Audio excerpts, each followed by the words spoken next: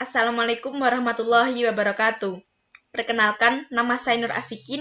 Di sini saya ingin membahas tentang materi anak berkebutuhan khusus, yaitu hearing impairment atau gangguan pendengaran. Langsung saja materi yang pertama, yaitu pengertian. Di sini ada 3 pengertian. Yang pertama, hearing impairment atau gangguan pendengaran. Yang kedua, tuli. Dan yang ketiga, tunarungu. Gangguan pendengaran adalah penurunan kemampuan seseorang untuk merasakan suara.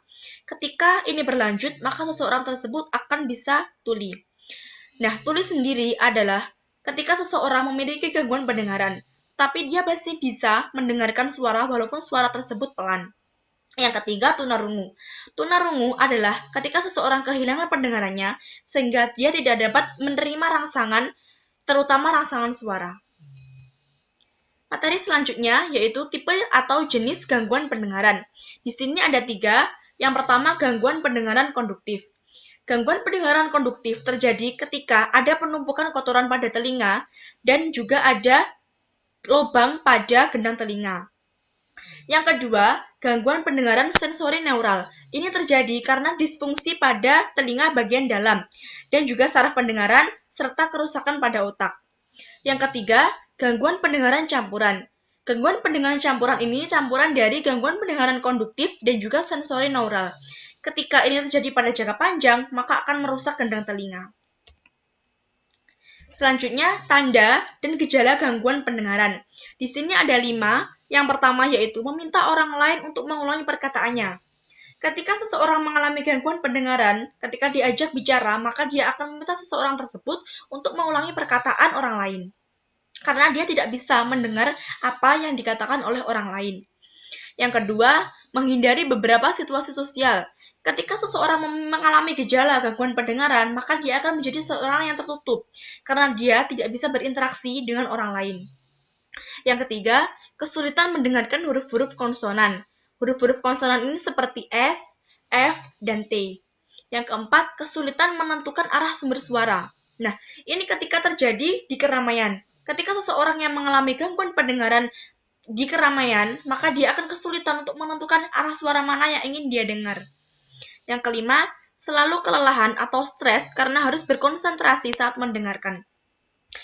Ketika seseorang mengalami gangguan pendengaran, maka ia akan berkonsentrasi terhadap apa yang dibicarakan orang lain, sehingga ini akan membuat dia kelelahan dan juga stres. Nah, di sini ada gangguan pendengaran pada anak. Ada 6. Yang pertama yaitu tidak kaget saat mendengar suara nyaring. Yang kedua, tidak bisa menyebutkan satu kata pun saat berusia 1 tahun. Yang ketiga, menyadari kehadiran seseorang ketika melihatnya, tetapi acuh ketika dipanggil. Nah, ini anak itu tahu bahwa ada orang yang lewat di depannya, tetapi ketika dia dipanggil, dia tidak akan menjawabnya atau acuh karena dia mengalami gangguan pendengaran. Yang keempat, lambat saat belajar bicara atau tidak jelas ketika berbicara. Yang kelima, menjawab tidak sesuai pertanyaan. Ketika seorang anak mengalami gangguan pendengaran, maka ketika diberikan pertanyaan, maka dia akan menjawab dengan tidak sesuai dengan apa yang kita pertanyakan. Yang keenam, memperhatikan orang berbicara untuk meniru sesuatu yang diperintahkan. Nah, ketika seorang anak itu diperintahkan, dan dia mengalami gangguan pendengaran, maka ia akan berusaha meniru apa yang dibicarakan oleh orang lain, sehingga dia bisa mengerti apa yang diperintahkan oleh orang lain. Nah, di sini ada penyebab gangguan pendengaran. Ada 6. Yang pertama yaitu faktor usia. Yang kedua, suara yang keras. Ketika seseorang itu sering mendengarkan suara yang keras, maka itu akan menyebabkan gangguan pada pendengarannya. Yang ketiga, infeksi atau kotoran. Nah, ketika pada telinga itu sudah tersumbat atau kotoran itu sudah menumpuk, maka itu juga akan mempengaruhi gangguan pendengaran. Yang keempat, trauma. Yang kelima, obat-obatan. Dan yang keenam adalah penyakit. Nah, di sini ada pengobatan gangguan pendengaran. Yang pertama yaitu membersihkan kotoran di telinga. Ini sudah banyak dilakukan oleh orang-orang untuk membersihkan kotoran pada telinganya. Yang kedua, pembedahan. Nah, pembedahan ini dilakukan jika penderita mengalami cedera telinga atau infeksi kekambuhan. Yang ketiga, alat bantu dengar.